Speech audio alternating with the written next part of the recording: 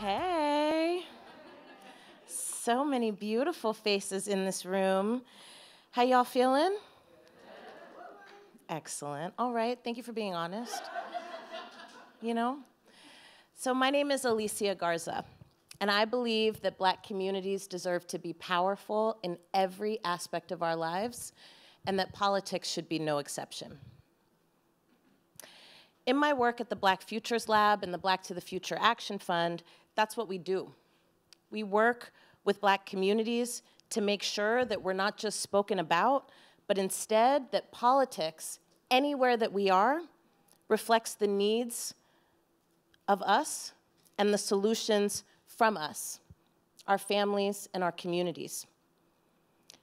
We make sure that Black communities are not left out and not left behind. And to do that, we have to work to change the rules that are rigged against our communities. That's why our work matters. That's why your work matters. By working to change the rules that govern our lives and working to change who represents us and with what agenda, we ensure that everybody has a shot at an America for all of us. Now, I first started organizing on the streets of San Francisco and Oakland, just across the bay, for those of you who are not from here. And I learned how to organize right here in this city, just a few short miles from here in Bayview Hunters Point.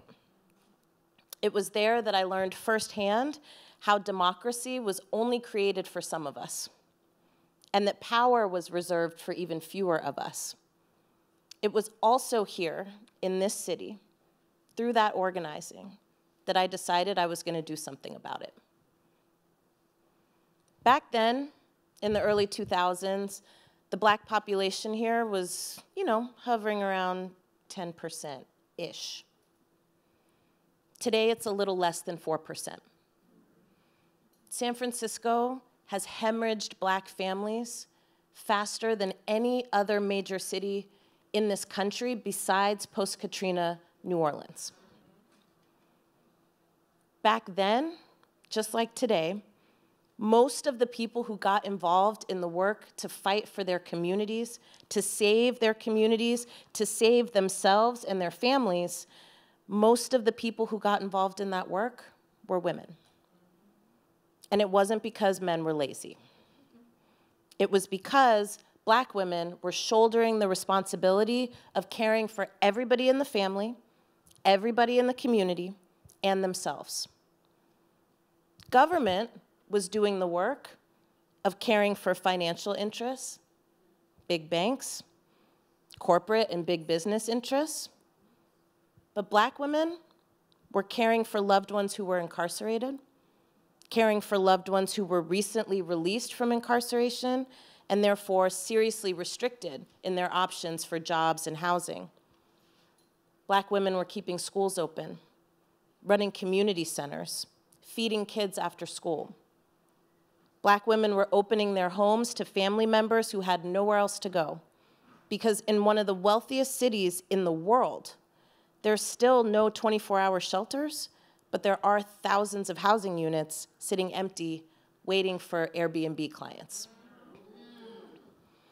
Black women were caring for entire communities on salaries that were barely designed for one person, all while living in communities without full-service grocery stores, communities that are adjacent to toxic waste sites like Bayview Hunters Point, communities that lack adequate transportation. And yet, at the same time, the problem here wasn't just that. The problem was that Black women were also severely underrepresented in decision-making roles. Black women were severely underrepresented when it came to policymaking, and Black women were actively being written out of the cultural story of who deserved dignity and who needed support, and bigger than that, who needed the power to change the rules and make the rules. Back then, San Francisco was not a place that supported all of us having power. Though San Francisco has always been a place that's like a mecca for people who are looking for somewhere to be whole, San Francisco, like many cities across the nation, privileged the experiences of some at the expense of others. Through policy, San Francisco was writing and rigging rules and enforcing those rigged rules. It was giving corporations free land, free infrastructure, giving homeless people bus tickets out of town. Back then, this city was advancing programs like urban renewal, which our communities came to know as Negro removal.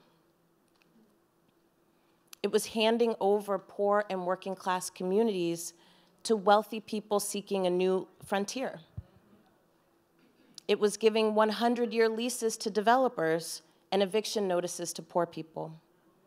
It was protecting spotted owls, but not public housing and shelters. And most of the time, the people who suffered were women and anyone else that wasn't defined as men. And most of the time, it was Black folks and anyone else who was not defined as white. I tell that story not to crap on San Francisco. I love this place. And we now have a badass Black woman mayor who's from the hood. But I say this story to tell you that gender is not biological, and it's not random.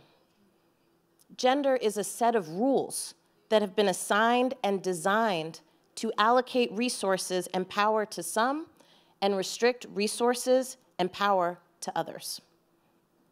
And when gender collides with other sets of rules like race, disability, citizenship, class, etc., rules that are assigned and designed to allocate resources and power to some and restrict resources and power from others, what we get is a deeply chaotic and inequitable America.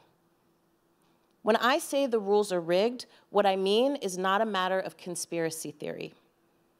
The people who the rules are designed to benefit and move forward are the same people that operate the machine that makes the rules that govern us. Is it any coincidence that the rules they design are the ones that benefit them and not us? Women are the majority of volunteers, donors, poll workers, and voters in this country. Why? It's not because women are inherently better. Sorry. It's not because we're more active or have more political acumen than men. It's because women are being left behind and left out. And because of that, everywhere we are working to change the rules that have been rigged against us. We work for gender equity because we know what's at stake when only some of us get to participate and when the rules only serve a few of us at the expense of all of us. But I know, I believe, and I work for an America where everybody gets their fair share. That's what so many of you here are fighting for each and every day. That's what we do at places like the Black Futures Lab. Through our Black Census, we collect recent and relevant data about who we are, what we experience every day, what we want from our government, and more. We educate, motivate, activate Black voters to participate, making sure that we put the right people in place who reflect our experiences and share our agenda, both and. We train our communities to write the rules and change the rules that govern our lives. We build Black political power because we know that in doing that, we can decide where resources go and where they don't go. We can decide who represents us, and we can decide when there are consequences, when the people we elect to represent us don't. And we build Black political power so that we can shape the story of who we are and who we can be together. In an America for all of us, we take the lessons that we've learned from being left out and left behind, and we make new rules that ensure that nobody gets left behind. We make new rules that account for the impacts of exclusion, discrimination, and isolation, and we move resources to counter the effects of that. In an America for all of us, we change how power operates so that power is what we use to go forward together rather than just get over on each other. In an America for all of us, women are everywhere that decisions are being made. In an America for all of us, we are making the rules and we are changing the rules. In an America for all of us, government represents us and we are the ones that govern us. Of the people, for the people, by the people. Let's get ready and keep working together to build an America for all of us. Thank you.